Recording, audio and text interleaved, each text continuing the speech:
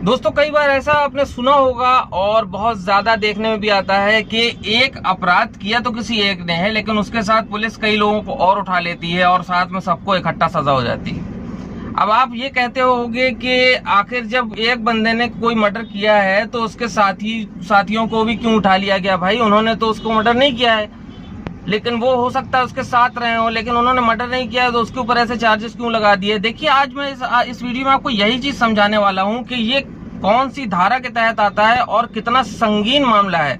बहुत अच्छे से समझ लीजिए। अगर आप लोग भी किसी ऐसी संगत में हैं या कुछ ऐसे आपके आसपास तत्व हैं तो फौरन उनसे अलग हट जाइए और इस चीज को बहुत गौर से समझिएगा। देखिए दोस्तों, ये कहलाता है कॉमन कंस्पिरेसी, यानी आपराधिक षड्यंत्र, criminal conspiracy, common criminal conspiracy.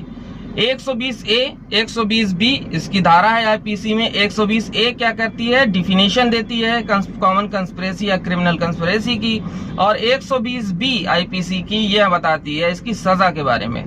तो आपने देखा होगा कि जब भी किसी भी मामले में सजा सुनाई जाती है क्रिमिनल में तो 120B अमूमन लगाई जाती है, ठीक है ना। 120B ज्यादातर लगाई जाती है। उसके पीछे रीजन क्या है? कंस्पिरेसी। कोई भी मामला जब खिंचता है तो इंसान अपने आप को बचाने के लिए बहुत सारे दांव पेच का इस्तेमाल करता है, सबूतों से छेड़छाड़ करने की भी कोशिश करता है। हर मुमकिन कोशिश वो ये करता है कि उसको सजा से कम सजा मिले या बच जाए, ठीक है। अब चलिए आ जाते हैं सीधे परिभाषा की तरफ। तो परिभाषा इसकी ये कहती है कि कोई भी ऐसा काम जिसमें, या कोई भी ऐसा अपराध जिसमें एक या एक से अधिक लोग हों, जिसमें सबकी सहमति हो और वो कार्य वैध ना हो, या वैध भी हो तो अवैध तरीके से किया जा रहा हो, या अवैध संसाधनों के द्वारा किया जा रहा हो, तो वो जो काम होगा और उसमें जो सहमति होगी आपस में सबकी, जो भी एक या एक से अधिक लोग हैं, तो वो इस धारा के तहत दोषी होंगे। जैसे कि किसी का मर्डर करने के लिए हम जा रहे हैं, हमारे 4 दोस्तों ने हमको और अच्छी सलाह दी कि इस तरीके से मर्डर कर सकते हो। दूसरी चीज हो सकता है वो हमारे साथ साथ गए हो आधे रास्ते तक, या उन्होंने उसकी सूचना दी हो कि वो कहां से कहां जाता है, कहां से कहां नहीं जाता है। ये बहुत सारी चीजें आ जाती है। या किसी ने हमको हथियार उपलब्ध कराए हो, या किसी ने हमको कोई भी ऐसा मदद की हो जो इस पूरे कारनामे को अंजाम देने के लिए जरूरी हो, ठीक है ना। अब हम कोई वैध काम करने भी जा रहे हैं, मान लीजिए किसी के ऊपर हमारा पैसा पड़ा हुआ है, हम मांगने जा रहे हैं। अब एक साथी मिल जाता है, वो हमको ये सलाह देता है कि यार ऐसे नहीं देगा वो, ये लो तमंचा ले लो और उसके कनपट्टी में लगाना, कौन गोली मार दोगे तुम, ठीक है। तो वो वैध कार्य था, हम जा रहे थे पैसा वसूली के लिए, लेकिन जो तरीका अपनाया, जो संसाधन हमने उसमें अपनाए, वो गैर कानूनी हो गए। आप किसी के लिए, आप किसी को जान से मारने की धमकी थोड़ी दे दोगे, ये तो अवैध हो गया ना। तो इस चीजों में क्या होता है, 120B लगता है। 120 से डिफिनेशन कहता है, मैंने आपसे जैसा कि बताया, कोई भी कार्य जो सर्वसम्मति से किया गया हो, अवैध कार्य हो, या वैध हो तो अवैध तरीके से किया जा रहा हो, या अवैध संसाधनों का इस्तेमाल किया जा रहा हो, तो वो आपराधिक षड्यंत्र। अच्छा एक चीज और, इसके लिए कार्य का होना जरूरी है।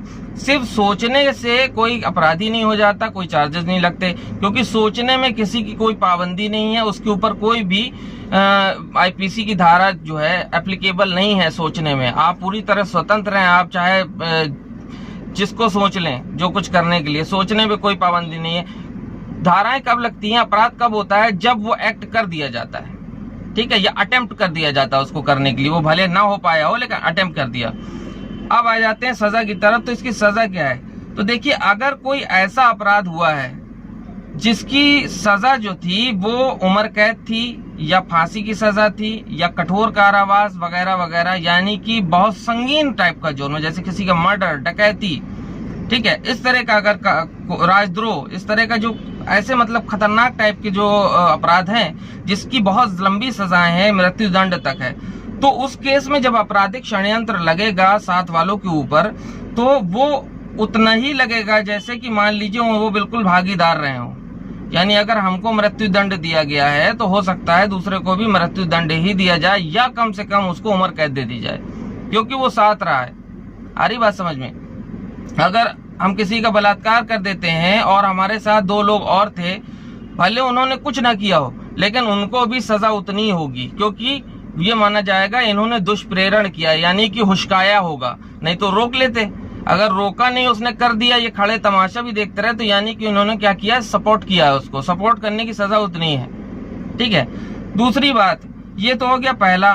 दूसरी चीज, अगर कोई अदर जुर्म है, हल्के हैं, 1 साल 2 साल 7 साल 5 साल 3 साल इस तरह की सजाओं वाले हैं, तो इस तरह के जो मामले होंगे, इसमें जो 7 वालों को कंस्पिरेसी लगेगी, तो उसमें 120B के तहत अधिकतम 6 महीने की सजा या जुर्माना या दोनों से उनको पनिश किया जाएगा।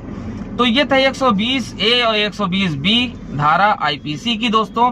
तो अब आपको ये चीज क्लियर हो गई होगी। और जितने ही मैं वीडियो शूट करता हूँ दोस्तों, मेरा फोकस आम लोगों को तो जानकारी देना होता ही है, और साथ साथ ये जो जुडिशरी की प्रिपरेशन कर रहे हैं अपने स्टूडेंट, और जो हमारे LLB के भाई हैं, और जो अभी नए नए प्रैक्टिस में उतर रहे हैं या उतर चुके हैं, तो उनके लिए ये खास तौर से मैं शूट करता हूं। और उम्मीद करता हूं कि आप लोगों को पसंद आते होंगे। ज़्यादा से ज़्यादा इसको शेयर किया कीजिए, कमेंट करके और भी चीज़ें पूछा करिए, क्योंकि हर चीज़ एकदम दिमाग में नहीं आती। हम लोगों से अगर आप लोग पूछेंगे तो ज़्यादा सहूलियत होगी हम लोगों को, आप लोगों को वीडियो लेकर के आने में। ज़्यादा से ज़्यादा शेयर कीजिए ताकि और लोगों को भी जानकारी मिल जाए। और इसी के साथ मैं आपका दोस्त फरहान अख्तर एक बार से फिर हैव अ ग्रेट डे।